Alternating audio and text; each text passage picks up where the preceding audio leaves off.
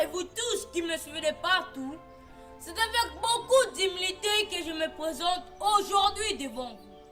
Certes, je suis un enfant comme tous les autres enfants, me soucieux d'apporter une modeste pierre de construction pour bâtir mon pays. Voilà en quelques mots le but de ma présence ici devant vous. Mesdames et messieurs, on m'appelle Fortis. Comme nous le chantons toujours dans notre hymne national, nous bâtirons un pays plus beau qu'avant dans la paix. Les nous dont on fait mention ici, c'est le collectif. C'est l'ensemble de tout Congolais venant de différentes classes de la société. Le président de la République, M.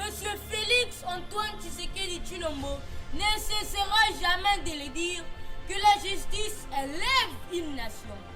Oui, très chers citoyens, la justice, le travail et la paix assurent le développement d'un pays. Aujourd'hui, il n'y a plus d'amour pour la patrie. Les filles et fils de ces pays vident les banques, puis volent, dépouillent leur propre pays pour construire à l'étranger. Il y en a même d'autres qui salissent les villes du pays. Après que les rues soient déjà nettoyées, ils prennent leur saleté et les déposent sur les rues à l'insu des autorités. Et cette saleté pollue l'environnement, apporte plusieurs maladies qui nuisent à la santé de la population. Très chers citoyens, est-ce le gouverneur qui vous a demandé de faire ça? Quel peuple sommes-nous? Où est le peuple pour qui Patrice Emery Lumumba avait été assassiné? Où est le digne fils de ce pays pour le défendre? Notre plus grande faiblesse, c'est d'attendre toujours que les autres le fassent à notre place. Mais c'est aux Congolais qui revient la charge de protéger, sécuriser et surtout de défendre notre propre pays.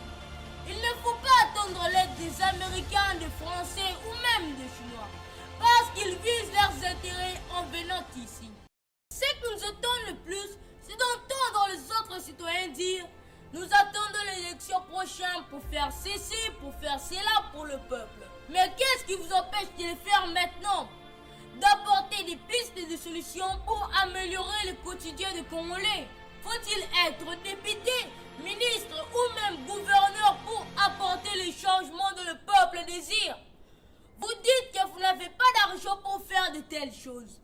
Et pourtant, vous organisez de grandes fêtes de 5 000, 10 000 dollars.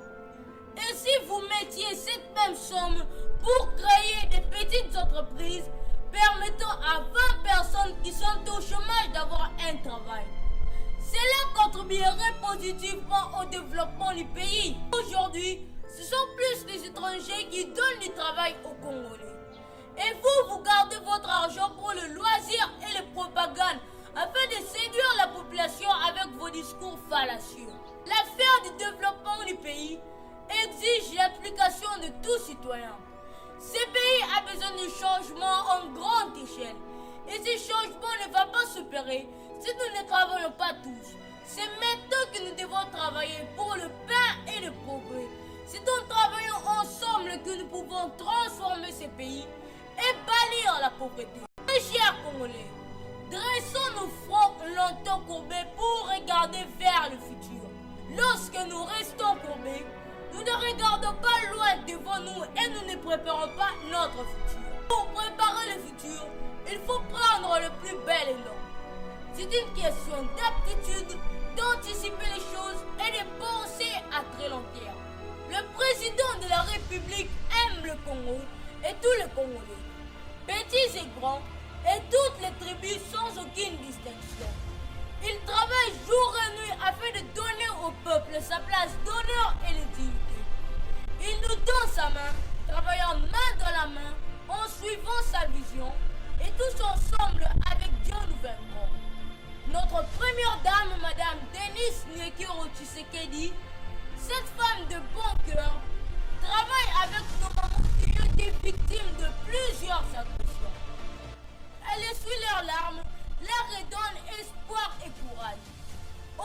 aujourd'hui, grâce à elles, nos mamans peuvent travailler en toute liberté en savourant le fruit de leur épanouissement.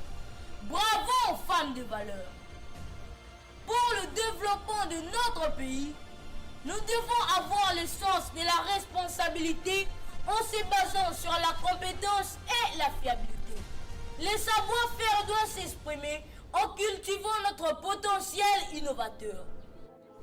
Très chers citoyens, vous connaissez tous le colibri, le plus petit oiseau de la planète. Aussi petit soit-il, il apporte l'équilibre à l'écosystème de la Terre. De même que moi, aussi petit que je sois, j'apporte ma pierre de construction pour bâtir mon pays.